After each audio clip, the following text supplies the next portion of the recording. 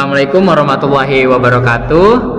Selamat siang rekan-rekan semua. Perkenalkan, nama saya Bayu Indra Lamaya selaku moderator dari kelompok 1 FICT 2B yang akan memandu jalannya presentasi proyek mata kuliah pemrograman mobile. Proyek yang akan kami presentasikan hari ini berjudul ZoneU, sebuah aplikasi berbasis virtual reality atau VR yang dirancang untuk membantu mahasiswa mengenal lingkungan kampus secara interaktif. Baik, langsung saja kita masuk ke sesi presentasinya. Untuk bagian pertama adalah latar belakang ZoneU, akan disampaikan oleh saya sendiri. Jadi, latar belakang ide ini berawal dari permasalahan nyata yang sering dialami oleh mahasiswa di lingkungan kampus. Banyak mahasiswa, terutama mahasiswa baru, masih kesulitan mencari lokasi ruangan kelas, memahami jadwal perkuliahan yang sering berubah, hingga mengetahui ketentuan seragam harian yang berlaku. Informasi penting ini biasanya disebarkan melalui berbagai grup chat atau media sosial yang kadang tidak tersusun rapi, sulit dicari kembali, dan sering menimbulkan kebingungan. Akibatnya, proses adaptasi mahasiswa baru menjadi kurang efisien, bahkan bisa menyebabkan keterlambatan masuk kelas atau salah jadwal. Melihat kondisi tersebut, tim kami berinisiatif menghadirkan ZoneU, sebuah solusi digital berbasis virtual reality atau VR yang dirancang untuk menyatukan seluruh informasi kampus dalam satu sistem terpadu. Melalui ZoneU, mahasiswa dapat menjelajahi area kampus secara virtual, menemukan lokasi kelas secara interaktif, melihat jadwal kuliah dengan mudah, dan memahami ketentuan seragam harian dalam tampilan yang menarik dan realistis. Dengan konsep ini, kami ingin menghadirkan pengalaman baru dalam mengenal kampus, bukan hanya sekedar membaca informasi, tetapi merasakan langsung lingkungan kampus secara virtual, seolah-olah sedang berjalan di dunia nyata. ZoneU menjadi langkah kecil menuju kampus yang lebih modern, efisien, dan inovatif dalam penyediaan informasi akademik. Selanjutnya, untuk kajian referensi aplikasi ZoneU akan disampaikan oleh Puput Destia Putri. Untuk Puput, dipersilahkan. Baik, dalam pengembangan ZoneU, kami melakukan studi referensi terhadap beberapa aplikasi dan proyek sejenis untuk memahami bagaimana teknologi virtual reality dapat dimanfaatkan dalam lingkungan pendidikan. Pertama, VR Campus Tour, yaitu aplikasi yang banyak digunakan di universitas luar negeri sebagai media eksplorasi kampus. Aplikasi ini menawarkan pengalaman visual 360 derajat yang sangat imersif, seolah-olah pengguna sedang berjalan langsung di area kampus. Namun, fungsinya masih terbatas pada tur visual saja, belum mencakup fitur akademik seperti jadwal kuliah, informasi ruang kelas, atau aturan kampus. Yang kedua, Google Earth VR yang dikenal dengan kemampuan visualisasi 3D yang sangat realistis dan detail. Pengguna dapat menjelajahi seluruh dunia dari perspektif VR. Meski luar biasa dari sisi visual, aplikasi ini tidak dirancang untuk kebutuhan spesifik lingkungan kampus dan tidak menyediakan sistem interaksi atau informasi akademik. Yang ketiga, berbagai proyek VR berbasis Unity 3D yang dikembangkan oleh komunitas internasional. Dari sini kami belajar tentang potensi besar Unity dalam menciptakan dunia virtual yang realistis, interaktif, dan bisa diintegrasikan dengan berbagai data serta antarmuka. Melalui ketiga referensi tersebut, kami menyadari bahwa belum ada aplikasi yang secara khusus menggabungkan eksplorasi lingkungan kampus dalam bentuk 3D interaktif dengan sistem informasi akademik terpusat. Inilah yang menjadi celah inovasi kami. Karena itu, ZoneU dikembangkan untuk menghadirkan pengalaman baru, bukan hanya melihat kampus, tetapi juga berinteraksi langsung dengan informasi yang dibutuhkan mahasiswa. Mulai dari lokasi ruang kelas, jadwal kuliah, hingga ketentuan seragam. Semua dapat diakses secara virtual dalam satu dunia digital. Dengan kata lain, ZoneU tidak sekedar menampilkan kampus dalam bentuk visual, tetapi juga menghubungkan teknologi dan kebutuhan nyata mahasiswa. menjadikannya aplikasi PR yang tidak hanya menarik tetapi juga benar-benar bermanfaat dalam kehidupan akademik sehari-hari. Terima kasih atas penyampaiannya. Berikutnya, mari kita simak bagian metodologi dan rancangan sistem yang akan dijelaskan oleh Gailan Dava Irawan. Baik, kami menggunakan metode prototyping karena metode ini memungkinkan proses pengembangan dilakukan secara bertahap, fleksibel, dan adaptif terhadap masukan pengguna. Dengan pendekatan ini, setiap tahap pengembangan bisa diuji, diperbaiki, dan disempurnakan secara langsung tanpa harus menunggu aplikasi selesai sepenuhnya. Tahapan pengembangan John Yu dimulai dari yang pertama adalah analisis kebutuhan, yaitu tahap awal untuk memahami secara detail permasalahan yang dialami mahasiswa dalam mencari ruang kelas, jadwal kuliah, serta informasi seragam.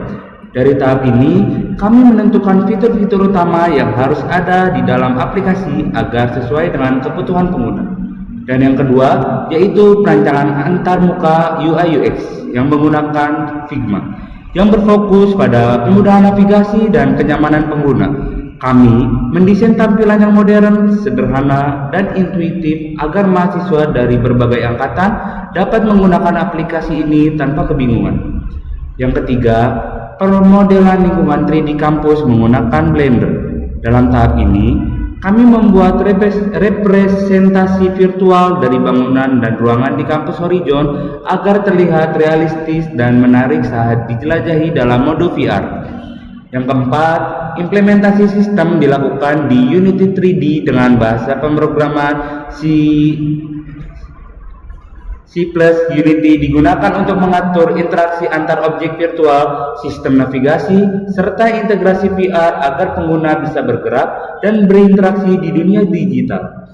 Untuk bagian server, kami menggunakan Express.js sebagai backend yang berfungsi untuk menghubungkan data dari database ke aplikasi. Sedangkan SQLite dipakai sebagai database utama untuk menyimpan data seperti jadwal kuliah, ruang kosong, dan informasi seragam.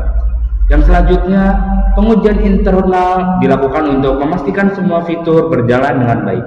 Kami menguji stabilitas navigasi di lingkungan 3D, kecepatan akses data, serta integrasi antar sistem agar tidak terjadi error saat digunakan.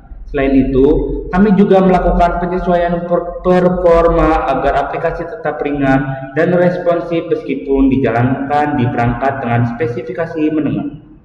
Melalui tahapan-tahapan ini, John Yu dikembangkan secara terstruktur, sistematis, dan berorientasi pada pengalaman pengguna. Tujuannya adalah menghasilkan aplikasi VR yang tidak hanya stabil dan interaktif, tetapi juga benar-benar dapat membantu mahasiswa agar dapat mengenal kampus dengan cara yang modern, menarik, dan efisien. Baik, terima kasih kepada Dava. Selanjutnya, untuk bagian desain UI UX akan disampaikan oleh rekan kami, Nindi Fauzia. Baik, di sini saya akan menjelaskan tentang desain UI UX yang telah kelompok kami buat. Langsung saja kita ke Figma-nya. Di sini Figma-nya yang pertama kita ada loginnya. Nah, sebelum kita masuk ke beranda atau home screen, ini adalah tampilannya apabila kita mau membuat akunnya terlebih dahulu. Pastinya dari user dan password. Usernya kita menggunakan dari email kampus dan passwordnya dari NIM agar kita tidak salah masuk ke akunnya. Setelah itu, kalau kita lupa password, kita bisa confirm. Nah, di sini juga kita bisa menggunakan dua password karena kan ini kan buat eksternal dan internal. Nah, kalau semisal buat eksternal, kita bisa yang melakukan lupa password. Apabila kita lupa passwordnya, kita bisa melakukannya bikin password baru gitu. Oke. Selanjutnya di sini ada bagian home-nya, yaitu homepage-nya. Ini adalah tampilan awalnya, di mana kita bisa search. Di sini juga ada foto dari gedung Horizon-nya.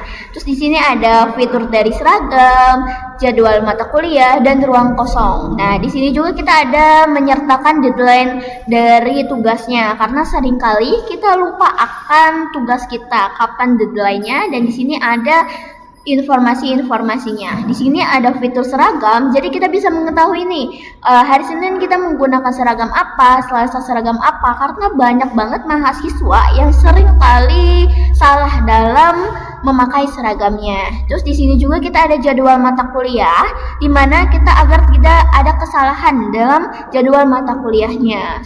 Seringkali kita selalu menanyakan ke teman-teman, sekarang jadwalnya apa gitu. Padahal sudah diberikan jadwalnya, tetapi mungkin karena kurang kondusif, maka dari itu saya menyertakan dari fitur jadwal mata kuliah biar teman-teman yang lain tidak kebingungan. Terus di sini juga ada ruang kosong. Apabila kita mau melakukan make up class, seringkali kita kesusahan untuk mencari kelas, dan kalau kita konfirmasi ke Baak itu sangat slow respon. Jadi kita bisa langsung konfirmasi lewat fitur ruang kosong ini apabila kita mau adain make up class. Jadi tinggal konfirmasi lewat ini, nah nanti bakal datanya langsung tertera gitu. Jadi kita nggak perlu konfirmasi ke Baak dulu gitu. Kita langsung. Nah, ini untuk tampilan dari fitur seragamnya. Terus di sini ada fitur dari jadwal mata kuliah. Nah, di sini ada tanggal. Apabila kita mengklik misalnya tanggal 10, dia bakal muncul jadwalnya di hari tanggal 10 ini gitu. Nanti jadwalnya muncul seperti ini.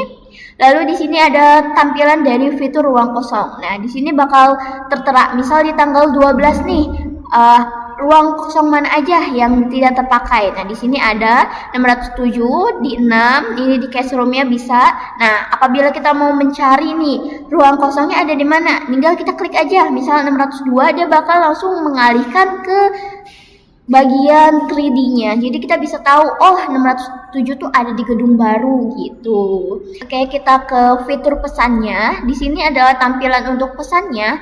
Apabila kita mau ngechat nih teman-teman kita, nah kita hanya perlu memasukkan, biasanya kan kalau WhatsApp itu kan kita harus memasukkan kayak nomor WhatsApp-nya dan lain-lainnya. Nah, kalau ini kita hanya masukkan linknya aja, dia bakal langsung muncul dari ininya. Nah, dia bakal langsung, kita bisa langsung ngechat dari Nindi. Nah, di sini tampilan untuk pesannya. Karena kalau pakai WA kan kita harus tahu dulu ya WA-nya apa. Terus apakah apakah WA ini masih aktif atau tidak. Nah, itu akan menyusahkan kita. Dan itu kan WA itu kan nomor yang privacy ya. Jadi kita bisa menggunakan NIM untuk pesannya gitu. Ini tampilannya. Lalu kita ke fitur profile dulu. Nah, ya, ini untuk fitur deadline-nya. Apabila kita klik dari show all ini, nah dia bakal langsung mengarah ke sini. Nah, terus kita klik misalnya algoritma. Nah, dia bakal muncul dari penjelasan si tugas kita. Buatlah apa? Nah, nanti di sini ada teorinya, kita bisa melakukannya. Terus kalau mau menambahkan tugas, kita bisa tambahkan tugas. Di sini ada upload dan salin link gitu. Setelah itu tinggal di-upload aja. Nah, untuk tampilan modul, ketika kita mengklik, nah tampilan modul akan sama seperti ini. Nah, langsung kita ke bagian fitur profile. Nah, di sini bagian profilenya, di sini ada absensinya. Apabila kita absensinya kurang 1, dia bakal ngurangin gitu. Kalau 100 berarti dia selalu masuk kelas gitu. Nah, di sini ada edit profilnya, terus di sini ada notification, ada privacy-nya, terus ada language-nya, dan ada feedback serta Q&A-nya tentang aplikasi ini. Terus kita lanjut ke fitur dari 3D-nya. Nah, ini adalah fitur dari 3D-nya. Jadi, kalau kita membuka fitur 3D, dia bisa. Nah, di sini ada petanya. Wah, saya ada di mana? Berarti kita ada di sini. Nah, ini ada warna biru ini adalah lokasi kita ada di tempat itu gitu. Nah, ini untuk menggerakkan apabila si fotonya ini, jadi dia bisa menggerakkan si ini, kita geser. Nah, nanti si layar dari ini juga bakal ngegeser gitu. Atau bisa juga pakai tangan gitu. Nah, di sini ada fitur kembalinya untuk kembali ke homepage-nya gitu. Terima kasih atas penjelasannya kepada Nindi. Kita lanjut ke bagian selanjutnya, yaitu yang akan disampaikan oleh Satria Niviko Ambosaka. Jadi projectnya tuh sebenarnya web app full stack. Jadi artinya ada dua sisi, yaitu front end buat tampilan, lalu back end buat mengatur data sama logic di belakang layar. Nah, terus semua ini ditulis pakai JavaScript ya, atau kebanyakan menggunakan JavaScript. Nah, di bagian servernya atau di backendnya pakai Node.js, ditambah juga dengan menggunakan Express. Sedangkan di bagian tampilannya kayak di frontend itu dibangun pakai HTML, CSS, dan JavaScript, dan juga React. Intinya project ini ngebuat sistem semacam platform interaktif yang punya login, chat antara user dan juga admin, atau juga dengan sesama user yang lain. Plus beberapa halaman tambahan seperti kayak jadwal yang ada di sini. Nah, ada juga jadwal, seragam, tugas, dan lain-lain. Eh, kita akan menjelaskan tentang struktur proyek terlebih dahulu. Nah, kalau dilihat kan di sini project ini punya struktur kayak di Figma di project kayak backend, front end, node module, package JSON, package log JSON, dan juga README. Untuk keterangan ya, yang buat di backend ini adalah tempat semua kode atau server ini dan juga database. Untuk front end, jadi semua file tampilan seperti HTML, JS, dan gambar dan lain-lain itu di bagian front end. Nah, untuk package JSON itu em, file konfigurasi antara Node.js. Jadi isinya tuh info library dan script buat jalanin server. Nah, di sini nih. Ini nanti supaya kita bisa menjalankan si website ini dengan server lokal. Lalu untuk bahasa dan framework yang dipakai untuk project ini rata-rata menggunakan JavaScript ya, rata-rata secara menyeluruh tapi tidak full. Terus backend yang dipakai adalah Node.js, itu adalah runtime buat jalanin JS di luar browser. Terus juga ada Express.js, itu adalah framework buat bikin server atau juga API. Lalu SQLite 3 itu adalah database lokal yang menurut saya ringan ya. Ini saya juga berbarengi dengan belajar juga mengenai tentang SQLite 3. Tapi untuk kalau kita mau di hosting atau direalisasikan secara nyata, SQLite 3 ini tidak disarankan karena mempunyai data yang sangat besar, sehingga itu menjadi masalah. Jadi nanti ketika ini mau dikembangkan lebih jauh lagi, harus menggunakan MySQL atau database pada umumnya.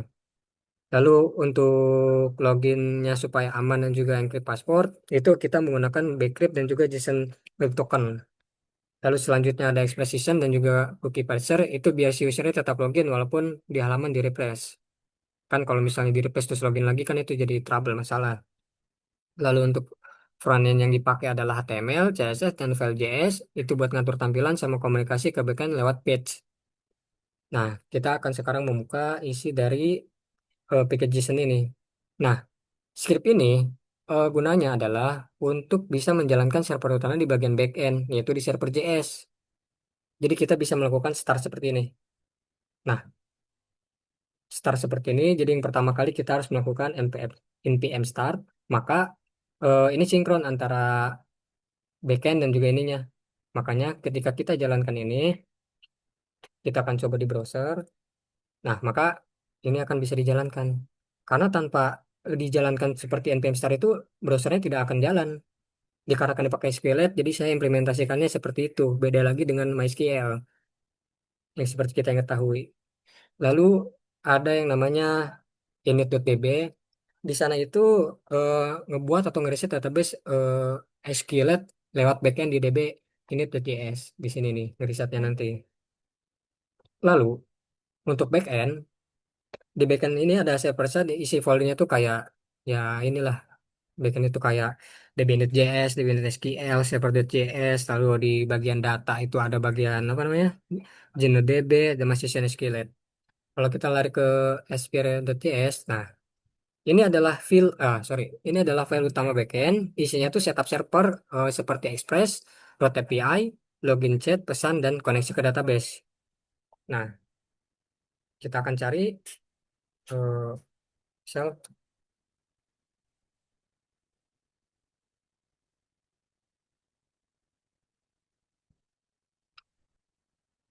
Nah, di sini ada Express kan. Nah, jadi intinya tuh ini adalah pusat logika. Jadi ngatur semua request frontend dan ngasih respon balik di database. Jadi yang poin pentingnya tuh di bagian sini. Nah, menggunakan Express yang seperti saya jelaskan tadi. Lalu saya akan menjelaskan tentang DB init.js. Nah, Untuk ini adalah fungsi buat konfigurasi setup awal database. Jadi waktu pertama kali project ini dijalanin, jadi si file ini akan nge-read db init.sql ini yang ada di SQLite. Terus dibikin tuh tabel yang dibutuhin database. Contohnya kayak di cost tadi tuh, yang cost fs ini nih, cost fs, terus require fs, nah itu. Jadi fungsinya cuman buat setup awal database aja. Apakah database ini sudah dipakai atau enggak, nah kayak gitu. Terus db init.sql. Nah, ini file tuh isinya struktur tabel kayak blueprintnya database. Nah, biasanya tuh ada tabel user kan. Di sini kan ada tabel user. Saya udah buat bikin apa namanya? Komen-komennya buat ngebedain. Ini tabel apa, seperti tabel pesan dan lain-lain. Nah, contohnya seperti tabel user. Nah, ini kan isi struktur tabel kayak blueprint lagi. Untuk di folder data, nah di sini itu ada namanya JenuDB. Nah, JenuDB ini adalah database utama. Jadi kayak session SQLite, jadi tempat nyimpen data. Makanya ini berbeda nih kayak sama MySQL berbeda jauh karena database-nya ini disimpan di sini dalam source code. Bayangin kalau misalnya ada user banyak lalu ditempatkan DB-nya di sini. Ini akan sangat mengganggu karena yang pertama yang saya alami itu menjadi lagging karena kan ada proses data yang sangat besar. Kalau di MySQL kan beda, ada tempatnya sendiri dan memang khusus di sana. Nah, itulah kekurangan skillet. Lalu kita bagian ke front end. Nah, di dalam public. Nah, ini dah. Jadi isi folder front end ini di public ini lumayan banyak dan juga isinya kombinasi antara HTML dan JS dan gambar juga. Nah, jadi untuk file-file HTML ini setiap halaman tuh punya fungsinya masing-masing. Kayak indeks ini, indeks HTML. Ini halaman awal home-nya itu. Terus ada login, login HTML dan juga register HTML. Di situ adalah buat masuk dan juga daftar akun. Lalu ada juga chat HTML, ini tempat user ngobrol sama admin atau juga sama sesama user.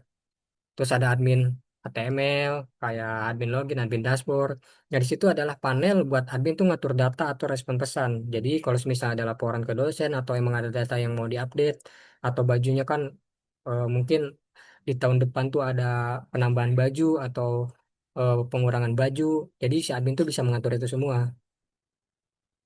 Terus juga ada pesan.html, ini pesan sama chatnya berbeda ya. Pesan.html ini adalah tuh lihat status pesanan.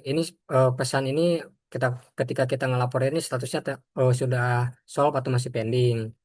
Lalu di profile HTML ini menampilkan profil user. Di sana kita bisa mengatur eh, tentang nama, profile, terus foto dan lain sebagainya. Lalu selanjutnya ada di jadwal HTML, ruang kosong HTML, seragam HTML, dan juga tugas HTML. Nah, di situ adalah halaman informasi akademik atau tentang sekolah. Nah, untuk folder aset, nah ini folder aset. Di situ tuh isinya adalah gambar sama file JavaScript yang ngatur logika halaman. Contohnya di Home.js. Home.js ini ada script buat ngambil data dari backend, kayak di fetch ya. Nah, kayak fetch ini.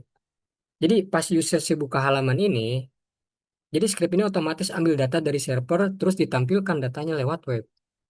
Nah, seperti itu. Itu adalah gunanya dari salah satu penggunaan dari Home.js tentang fetch atau API pesan. Nah, terus eh jadi mungkin segitu aja yang bisa saya sampaikan. Singkatnya, project ini adalah aplikasi web full stack interaktif yang dibuat untuk mengatur komunikasi antara user dan juga admin, plus fitur tambahan kayak jadwal yang tadi saya jelaskan di sini, jadwal, tugas, dan profile. Untuk bagian utamanya itu kita menggunakan JavaScript, Node.js, HTML, JS, dan juga frontend. Untuk database saya menggunakan SQLite. Untuk fungsi utamanya ada login, ada chat, dashboard admin, dan info akademik. Eh, Kalau dari segi kelebihan setelah kita diskusikan, bukan klaim satu pihak atau saya doang, ini ada kelebihannya tuh ringan, gampang dijalankan lokal, dan gak butuh server besar. Hmm. Lalu untuk strukturnya itu eh, kita menggunakan frontend dan backend dipisah rapi dan gampang di maintain. Kalau misalnya ada yang mau kita ubah atau apapun lah itu. Oke, untuk Saat ini mungkin itu saja yang bisa saya jelaskan, karena untuk menjelaskan secara keseluruhan atau full satu persatu ini akan sangat menguras banyak waktu. Tapi saya yakin dan saya harap juga apa yang saya sampaikan ini nih adalah poin-poin penting yang bisa saya sampaikan.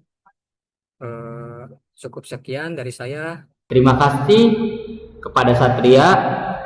Kini kita masuk ke bagian akhir, yaitu kesimpulan yang akan disampaikan oleh Raka Vindra. Dapat kami simpulkan bahwa Zoneo merupakan inovasi digital berbasis virtual reality yang dirancang untuk membantu mahasiswa. Universitas Horizon mengenal lingkungan kampus secara lebih interaktif, efisien, dan menyenangkan. Melalui Zoneo, mahasiswa tidak hanya dapat melihat denah kampus atau membaca jadwal kuliah, tetapi juga menjelajahi kampus secara virtual dalam tampilan 3D yang realistis, seolah-olah mereka sedang berada langsung di lokasi sebenarnya. Sekian presentasi dari kami. Terima kasih atas perhatian rekan-rekan semua. Semoga Zoneo dapat menjadi inspirasi dalam pengembangan teknologi pembelajaran berbasis VR di masa depan. Terima kasih. Wassalamualaikum warahmatullahi wabarakatuh.